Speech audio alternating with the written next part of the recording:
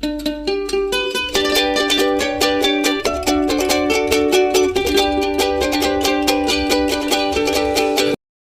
sini saya akan menjelaskan tentang komunikasi dalam bisnis. Pertama-tama saya akan menjelaskan tentang pengertian komunikasi dan unsur-unsurnya. Komunikasi berasal dari bahasa Latin communis yang artinya bersama. Dalam kamus, komunikasi merupakan ungkapan seperti berbagai informasi atau pengetahuan, memberi gagasan atau bertukar pikiran, informasi atau sejenisnya.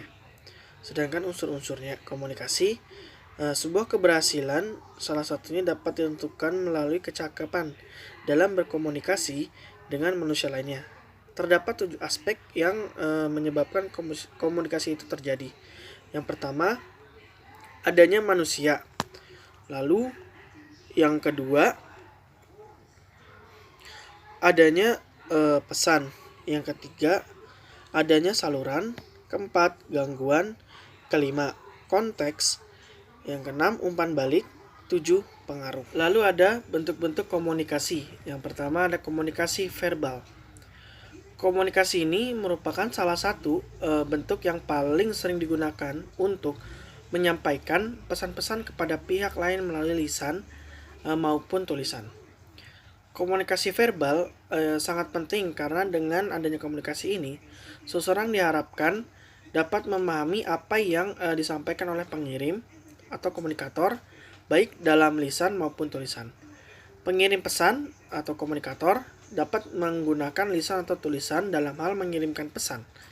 Sementara penerima pesan atau komunikan dapat menggunakan pendengaran maupun membaca dalam menerima pesan. Contoh komunikasi verbal. 1. Membuat dan mengirim surat penawaran pinjaman kepada pihak lain atau nasabah. Kedua, melakukan presentasi bisnis dengan para investor. Lalu ada komunikasi tertulis. Komunikasi tertulis merupakan salah satu bentuk komunikasi yang sering digunakan dalam bisnis, seperti komunikasi melalui surat menyurat, pembuatan memo, laporan iklan di surat kabar, dan lain-lain.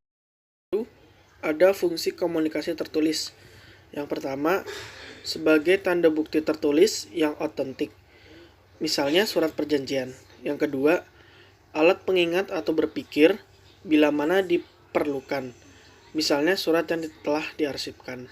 Yang ketiga, dokumentasi historis, misalnya surat dalam arsip lama yang digali kembali untuk mengetahui perkembangan masa lampau. Yang keempat, jaminan keamanan, umpamanya surat keterangan jalan. Kelima, pedoman atau dasar bertindak, misalnya surat keputusan, surat perintah, surat pengangkatan.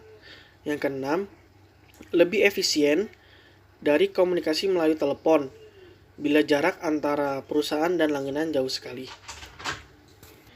Lalu ada keuntungan komunikasi tertulis. Yang pertama, adanya dokumen tertulis. Yang kedua, sebagai bukti penerimaan dan pengiriman. Yang ketiga, dapat menyampaikan ide yang rumit. Yang keempat, memberikan analisa, evaluasi, dan ringkasan. Yang kelima, menyebarkan informasi kepada khalayak ramai. Yang keenam, dapat menegaskan, menafsirkan, dan menjelaskan komunikasi lisan. Yang ketujuh, membentuk dasar kontrak atau perjanjian. Ada kerugian komunikasi tertulis. Yang pertama, memakan waktu lama untuk membuatnya. Kedua, memakan biaya yang mahal. Ketiga, komunikasi tertulis cenderung lebih formal. Yang keempat, dapat menimbulkan masalah karena salah penafsiran. Yang kelima, susah untuk mendapatkan umpan balik segera.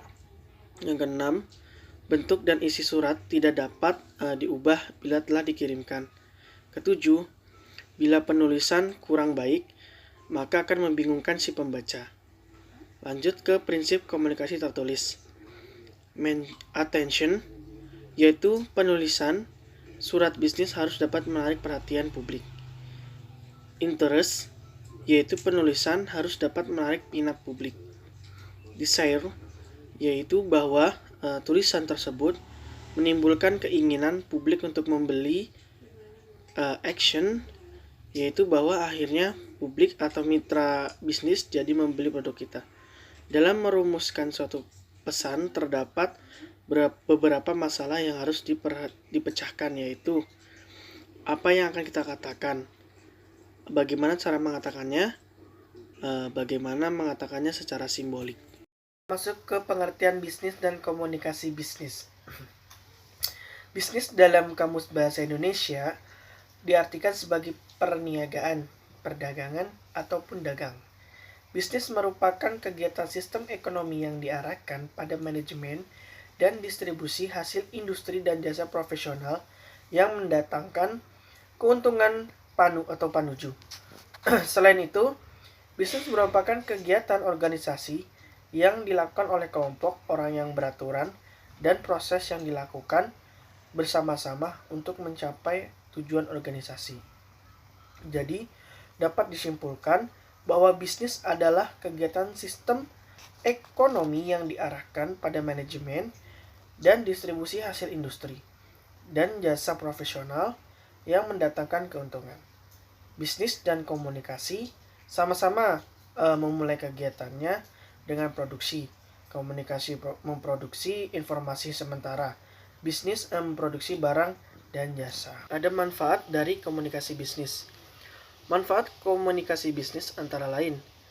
Pertama, secara internal.